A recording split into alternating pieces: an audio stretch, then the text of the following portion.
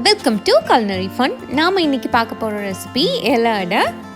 இந்த ரெசிபி அரிசி மாவு, சர்க்கரை, தேங்காய் இதெல்லாம் யூஸ் பண்ணி பண்ணக்கூடிய ஒரு ஸ்வீட் ரெசிபி. இப்போ இது பண்ணுறதுக்கு ஃபஸ்ட்டு சர்க்கரையை நம்ம கரைச்சிடலாம். நான் இதில் 300 கிராம்ஸ் அளவுக்கு சர்க்கரையை 1 கப் தண்ணி விட்டு கரைச்சி எடுத்துக்க போகிறேன்.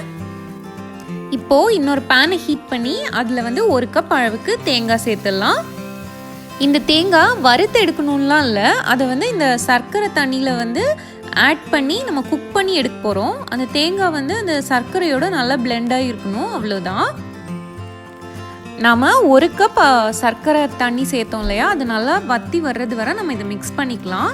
அது கூடவே நம்ம ஒரு 3 ஏலக்காவை பொடி பண்ணி வச்சுருக்கேன், அதை சேர்த்துருக்கேன்.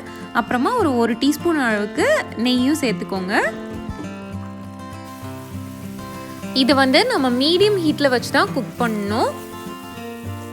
இப்போது அந்த சர்க்கரை தண்ணி நல்லா வற்றி இப்போ அந்த தேங்காய் கூட நல்லா பிளெண்ட் ஆயிடுச்சு. இந்த ஸ்டேஜில் நம்ம ஸ்டவ்வை ஆஃப் பண்ணி தனியாக இதை எடுத்து வச்சுக்கலாம். இப்போது அரிசி மாவு மிக்ஸ் ரெடி பண்ணிடலாம். இதுக்கு நான் 1 கப் அரிசி மாவு எடுத்திருக்கேன். அது கூடவே கொஞ்சமாக சால்ட் சேர்த்துக்கலாம். அதுக்கப்புறமா நான் 1 கப் அளவுக்கு ஹாட் வாட்டர் எடுத்திருக்கேன். இதுக்கு மிக்ஸ் பண்ணுறதுக்கு ஹாட் வாட்டர் தான் எடுக்கணும். இதை ரொம்ப தண்ணியாக மிக்ஸ் பண்ணிட வேணாம், ஓரளவுக்கு நம்ம உருண்டை பிடிக்கிற மாதிரி மிக்ஸ் பண்ணி எடுத்துக்கிட்டால் போதும். நாம் இப்போ இதை வாழை இலையில் ஸ்ப்ரெட் பண்ண ஆரம்பிச்சிடலாம். நான் ஒரு வாழை இலை மீடியம் சைஸில் கட் பண்ணி எடுத்திருக்கேன். இதை எடுத்துகிட்டு ஒரு சின்ன பால் பிடிச்சி இதை நம்ம ஸ்ப்ரெட் பண்ணணும். ஸ்ப்ரெட் பண்ணும்போது கையில் தண்ணி தொட்டு ஸ்ப்ரெட் பண்ணிக்கோங்க. அப்போ உங்களுக்கு ஸ்ப்ரெட் பண்ணுறதுக்கு ஈஸியாக இருக்கும்.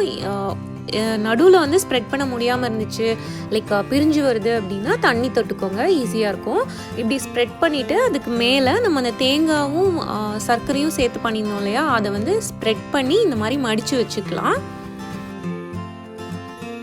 இப்போ நான் இதை ஒரு இட்லி குக்கரில் வச்சு ஸ்டீம் பண்ணி எடுத்துக்க போகிறேன். நீங்கள் இட்லி குக்கர் இல்லைனா உங்ககிட்ட ஏதாவது ஸ்டீமர் இருக்கிறத யூஸ் பண்ணி இந்த மாதிரி ஒரு 10 மினிட்ஸ்க்கு ஸ்டீம் பண்ணி எடுத்துக்கலாம். இப்போது 10 மினிட்ஸ்க்கு அப்புறம் நம்ம ஓப்பன் பண்ணி பார்த்துடலாம். எலை அடை ரொம்ப சூப்பராக ரெடி ஆயிடுச்சு. நீங்களும் இந்த ரெசிபியை கண்டிப்பாக உங்கள் வீட்டில் ட்ரை பண்ணி பாருங்கள். என்னோடய வீடியோஸ் பிடிச்சிருந்தா என்னோடய வீடியோஸ்க்கு லைக் பண்ணுங்கள். என் சேனலை மறக்காமல் சப்ஸ்கிரைப் பண்ணுங்கள். தேங்க்யூ ஃபார் வாட்சிங்.